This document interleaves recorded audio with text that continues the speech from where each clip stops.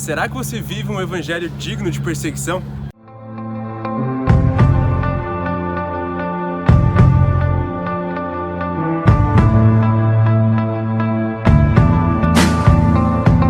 E aí galera, tô aqui em Santa Bárbara, num pier famoso aqui, uma das cidades mais bonitas que eu já vi na vida. Se Deus quiser, um dia eu moro aqui. Mas o que eu queria falar com vocês hoje é continuar aquela série das características de pessoas cheias do Espírito, baseadas na vida de Estevão, que a gente percebe em Atos 7, a partir do versículo 54, porque diz que Estevão, cheio do Espírito, olha pro céu, vê Jesus e tudo mais. A segunda característica de uma pessoa cheia do Espírito que eu queria falar com vocês é que uma pessoa cheia do Espírito, ela vive um evangelho digno de perseguição. Ali, como eu falei no vídeo anterior, Estevão, ele marca o primeiro martírio da história, o primeiro martírio relatado na Bíblia, ou seja, ele mesmo sendo cheio do Espírito, ele sofreu uma grande perseguição ao ponto de ser apedrejado e morrer pelo Evangelho.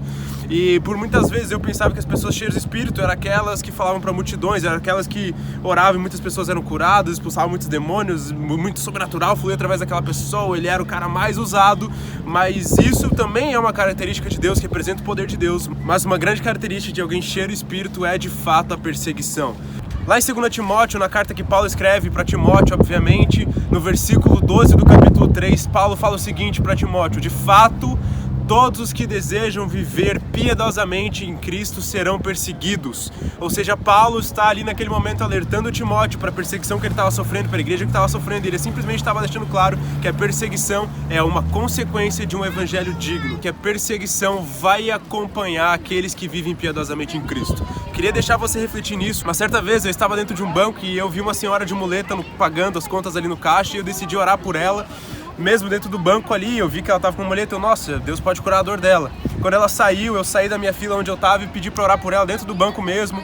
Eu até cheguei e perguntei, o que a senhora tem no joelho dela? Por quê? Você é fisioterapeuta?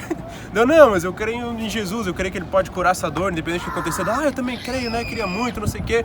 E daí você aceita que eu oro pela senhora? Ela, sim, aceito. Nisso, quando eu fui começar a orar, chegou uma mulher e falou, o que você tá fazendo com ela? Você vai roubar ela? O que você tá querendo fazer com ela? Eu, não, eu só quero orar. Ela, não, porque certa vez veio aqui um moço e roubou uma senhora e tal. Eu, não, mas eu só quero orar por ela. Ela, não, o que você quer fazer? E aí ficou uma situação muito chata. E aí eu me retirei um pouco pro lado pra orar com ela dentro do banco mesmo. E aí já ficou, aquela senhora não parava de vir, o que você tá fazendo? O que você tá fazendo? Daí eu, não, calma senhora, eu só quero orar por ela. Eu falei, pessoal, só quero orar porque eu creio que Deus pode curar ela. E aí finalmente eu fui orar por ela, chegou uma outra senhora e falou, o que você vai fazer com ela? Deu, não, só quero orar por ela, eu só creio que Deus vai curar ela, pelo amor de Deus, só deixa eu orar por ela. E a senhora falou, não, aqui não é lugar pra isso. Eu, não, por que não? Ela, vou chamar a polícia.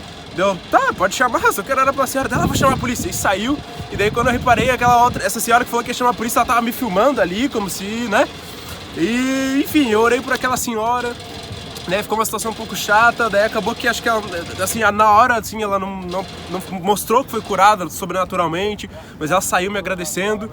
E o pessoal do banco ficou meio assim me olhando, mas eu continuei no banco, depois paguei minhas contas e expliquei, pessoal, desculpa, eu sei que isso parece estranho, mas eu creio que Deus cura e só quis orar por ela, foi só isso.